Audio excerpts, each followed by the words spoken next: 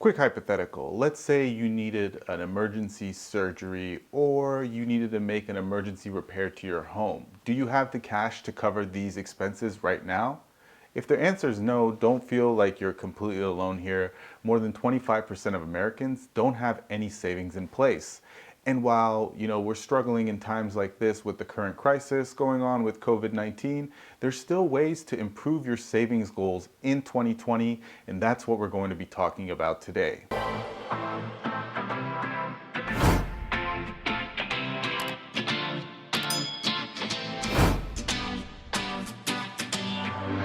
What's up everyone? Welcome back to Free to Be. David here, and thank you for joining me for another video.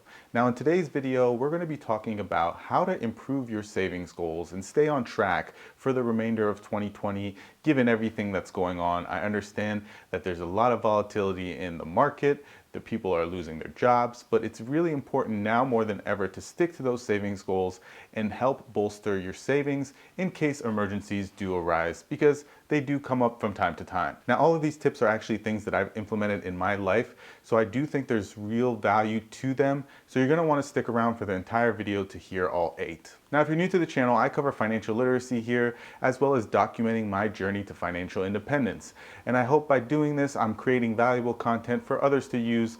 And I also do feature my creativity on here from time to time. So if you're new to the channel, please take a moment and just click the subscribe button down below. It's a completely free action, and all that it does is support this channel and hopefully continue to bring you guys great content in the future. And if you're not new, thank you so much for joining me again. I do really appreciate everyone's continued support. Okay, so in today's video, I'm going to be covering 8 tips that'll help you achieve your savings goals in 2020, even with everything happening in our world right now. So the first step to doing this is actually having a goal in place.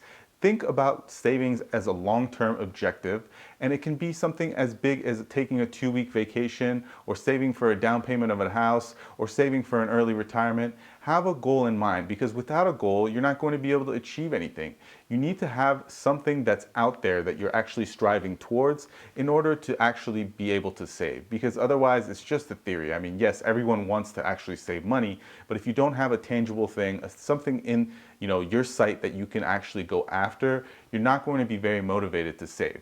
So the first thing you're going to want to do is think of your goal. What is exactly the goal that you have in mind that you want to achieve by basically hoarding amounts of cash, by saving some money? And what you're going to want to do is keep changing this goal as you start achieving, the smaller goals. If your initial goal is to save for a 2-week vacation and you're able to do that within 6 months, don't just give up and be like, that's all I have. Then put another goal in place and keep chasing these different goals that you have for yourself. And before you know it, you have a substantial nest egg of cash set aside for all of these type of things: emergencies, vacations, retirement, buying a house. You'll have your cash set aside by putting these little goals in place for you. Okay, so the second tip you're going to need to follow here is to track all your non-essential spending. Now, I know a lot of us are spending a lot of time at home, so this will be pretty easy to do. So what you'll do is at the beginning of next month, you're gonna look back at all the money you spent in the previous month. So right now we're in May, so wait until like the first week of June and then go back and do an analysis of everything you spent in May.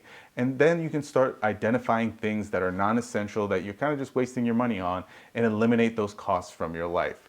Now, I've covered this in other videos as well, ways to reduce, your spending, getting rid of like reoccurring costs, such as, subscriptions, whether it's a streaming service or something, media related, whatever it is, an app that you're maybe subscribed to.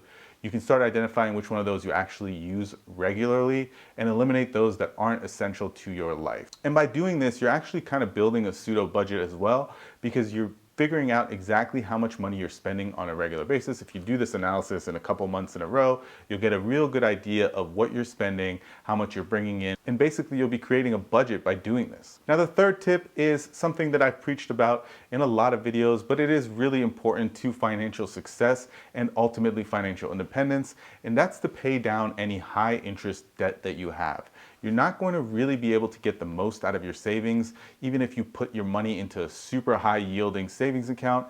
If your high interest debt is actually charging you more in terms of the percent of interest on these accounts, then it doesn't matter how much you end up saving, you're actually going to be losing money regularly throughout a month-to-month basis, because the interest is going to outweigh any savings benefits you get from putting your cash aside. So if you are finding yourself in a position where you do have some extra cash, pay down those high interest accounts first, then start putting that money, elsewhere for good use and savings. And like always, the sooner you pay off these high interest debts, the sooner you'll be ridding yourself of all these financing charges that are going to end up piling up, tremendously over a long period of time. So get rid of that debt, free yourself from that recurring cost every single month, and then put that money aside for different things, emergencies, savings, luxury goods that you want to splurge on from time to time. But in order to do that, you need to get rid of that high interest debt first. All right, so the fourth tip here is to make your savings automatic.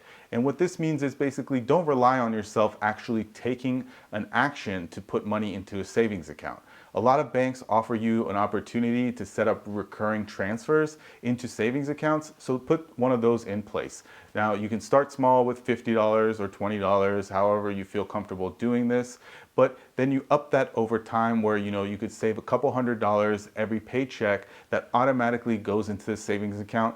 You don't have to think about it. It's just money that's automatically, like it goes to another bill. You never have to even think about doing that yourself. And by eliminating the need to actually go in there and physically move money from one account to another, you're basically getting rid of another roadblock that would otherwise prevent you from reaching your savings goals. All right, so the fifth tip to saving more money in 2020. This is really important here, guys, and I've covered this in a couple other videos as well.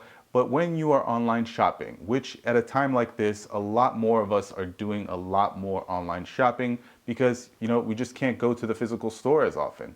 So with that said, with a lot of things being shut down, people are shopping more online now than ever.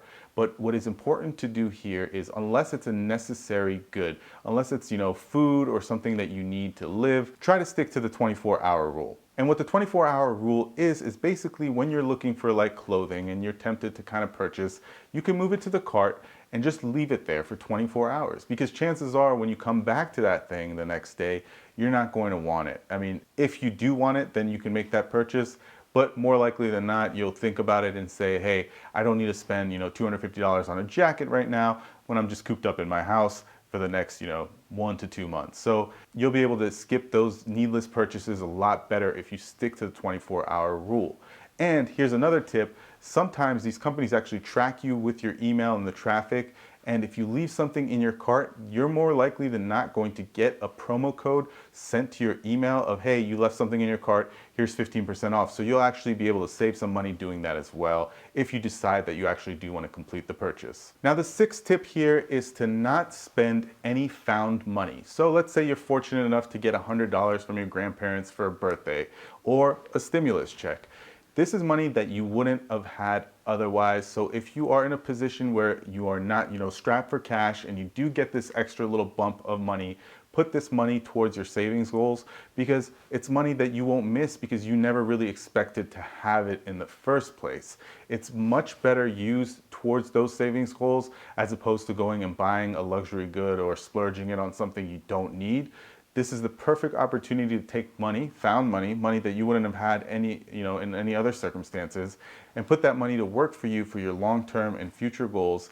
And that way you'll get the most out of it. Now, how nice would it be to turn that $100 that your grandparents gave you for your birthday into $1,000, 5, 6, 7 years from now? It would be pretty awesome. Now, the seventh tip to help you reach your savings goals this year is going to be taking, advantage of accounts with tax benefits. So I'm talking like Roth IRAs, 401ks, 529 plans, HSAs, healthcare savings accounts, any of these accounts that help take advantage of tax laws and defer any kind of tax. These are great ways to help you save more money. So if you have an opportunity to enroll in an HSA for any kind of medical costs or things like this, go ahead and enroll in one. If you want to invest, open up a Roth IRA. If you don't already do so, contribute to your 401k. What these accounts help you do is defer tax obligations and actually get the most out of your money right now. So a little bit of investment right now in these tax deferred accounts will take you a lot further down the road. So like with a Roth IRA, any money that you invest now, if you leave it in there and start withdrawing after 59, you'll be able to withdraw those funds tax-free. Any growth that's occurred will be tax-free at that time, which will serve you a lot better if you are, in a higher tax rate at the time that you're going to start withdrawing money for retirement. And the 8th tip to help you save more money is to not go at it alone.